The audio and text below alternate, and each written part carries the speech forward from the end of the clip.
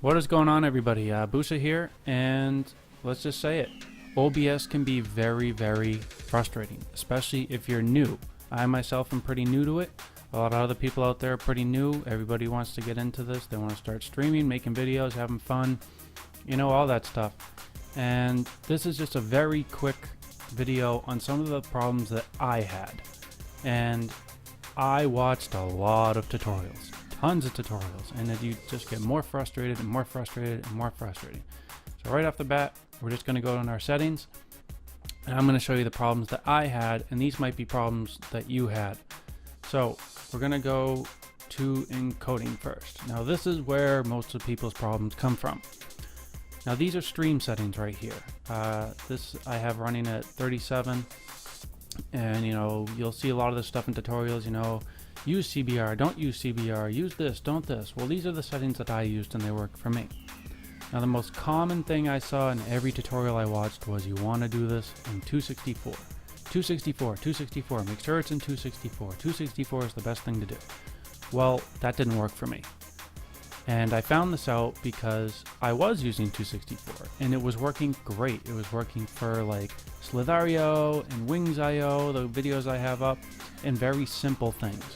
But when I wanted to make my quality better for recording on other things like GTA, you know, and I have The Witcher I want to do recordings with, and other higher end graphics games, I would get some really bad stuttering, some lag, and that was in my gameplay. And I mean, this was the instant I hit my record button that I've set in my hotkeys, my game would start stuttering and lagging, and it would become unplayable, and the video was even worse.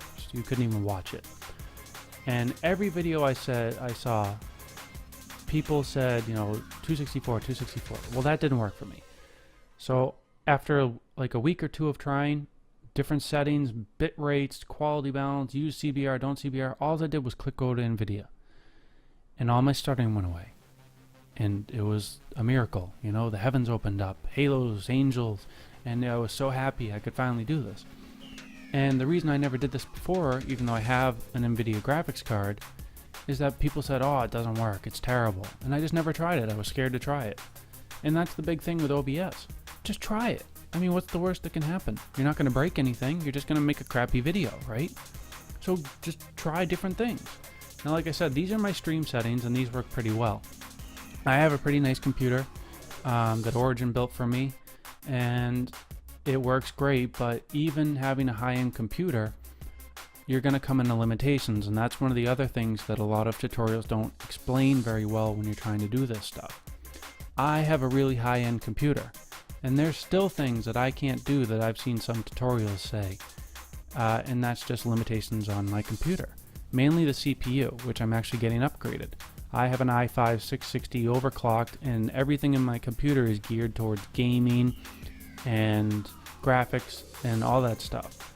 But the problem is, when you're making high quality videos, it uses a lot of CPU, and I mean a lot. I mean, you'll see your CPU go from 4%, 20%, whatever while you're playing a game, and as soon as you hit that record button, it'll be jacking up to 80-90% if you're doing things too high. So it's all about finding a good balance, and that's one of the other frustrating things. When you're recording and you just want to edit your own videos, you can jack this bit rate up as high as you want. Now, if you've watched other tutorials, you'll know that jacking the bit rate up makes the video size a lot bigger. And the problems aren't going to come when you're recording, it's going to be when you want to play back the video. The file is going to be so large that when you go to open your editing software like Premiere or whatever you're using to edit, you're not going to be able to play it. I have a GTA video that I tried to make, and I put it at 1/4 of the playback resolution, and it still couldn't play it. My CPU was maxing right to 100, and I was like, you know, this is terrible. So what I ended up having to do was render the entire video, and what that does is it makes a smooth playback.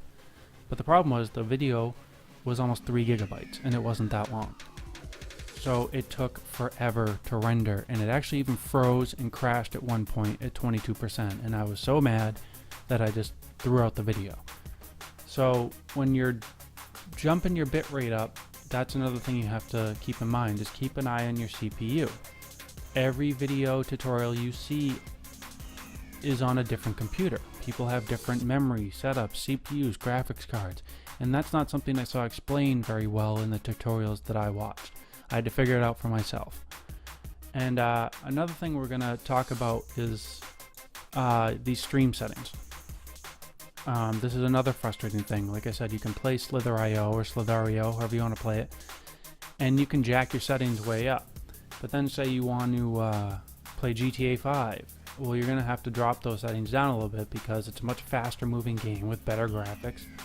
And this is where stream settings help a lot, because you can make profiles for different games. So I have some in here for GTA 5. I have one for playing desk games like Slither.io. I have them for playing Overwatch, which I just streamed on ultra settings, which I was amazed I could do it. But hey, it looked beautiful, and I was very happy with it.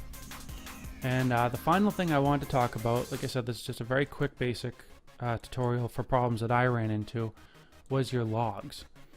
Now I don't want to get too far into the logs, but if you know what the logs are, then you'll know that when you screw up, basically, you can click your logs and they'll tell you why you screwed up. You can go onto OBS's website and they have a log entry button, and they'll tell you, oh, hey, your bitrate's too high. People might not be able to see it, or hey, you shouldn't code in this. Well, sometimes you go to that log and it says nothing's wrong. Everything's fine, even though you just watched your video and it's horrible and it's unwatchable and you want to rip your hair out. And again, like I talked about before, my problem was the stuttering. OBS, the logs would say that everything was beautiful, everything was great, you know, you're doing good job, buddy. And then I'd watch my video back and it was so horrible I couldn't even watch it. And that's where I found out that for some reason, I don't know why, I can't use 264 when I have these settings higher. It just doesn't come out right. So like I said, I switched over to NVIDIA and it solved all my problems. So those are the three things I really wanted to cover, just because they're the three things that gave me the biggest issues. And I'm still learning. I'm still trying to figure a lot of this out. And actually, you know what? One more quick thing. Everyone says your audio will sound like crap if you have this at 128. It really doesn't. Yeah, I mean, we're not making music videos here. You're streaming video games. So don't worry really too much about your audio settings. Just buy yourself a good mic and learn how to use it. And yeah, on that note, that's really going to do it. So if you're new like me and you're finding a lot of frustrating things, the biggest thing I can tell you is just stick with it. You know, it took me a month to figure out how to do this, and I was so frustrated.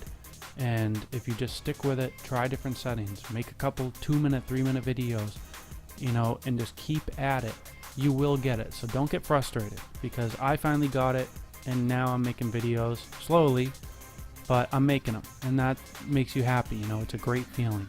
So keep at it. Don't give up. If this helps you, you know, like it, share it, you know, get it out there for anyone else who's having trouble. I appreciate you watching, taking your time, and have a good day.